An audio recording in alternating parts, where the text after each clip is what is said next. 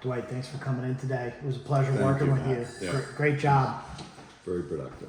So, when we talked at the beginning of the lesson, there were three things that my ears perked up when we kind of got your background and everything like that. You talked about feeling like you got stuck on your right side and not getting through the shot. You talked about your balance, right? And there was also some pulls in the mix, was your typical miss.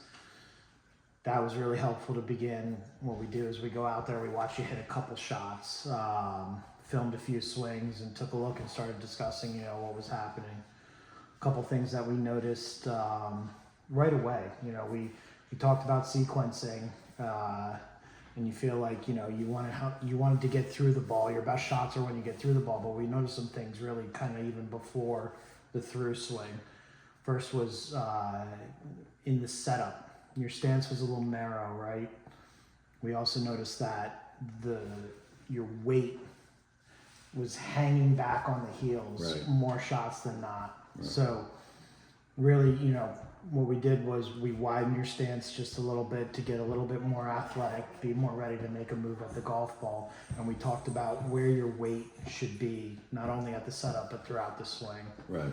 We talked about kind of finding that balance point on the inside of your right foot, and we introduced using the force plate, the swing plate, which is a very useful tool. We might use it in a future lesson for some other aspects of the golf swing, but really kind of we honed in on what it felt like to load into your right side, right? From there, we had you hit some more shots and kind of feel that out. It was a little awkward at first. We kind of slowed you down a little bit. When I make swing changes, I like to swing a little bit slower. That way, we're really allowing the range of motion and the feeling to get ingrained in before we go full speed right away. And, something that I prescribed for you at the end of the lesson was to continue to use that force plate. We made the suggestion maybe do 5 shots with the force plate, really exaggerating and feeling it, and then doing 5 shots just kind of swinging normally. I think that what we noticed was your balance improved. You looked more athletic and ready to make it. The body sequence started kind of improving. With the weight shift on the way back, you started giving your body room to make a full turn and be patient on the backswing. And as a result, we saw some strikes get better. We saw you get through some shots more without even really talking about that. Right.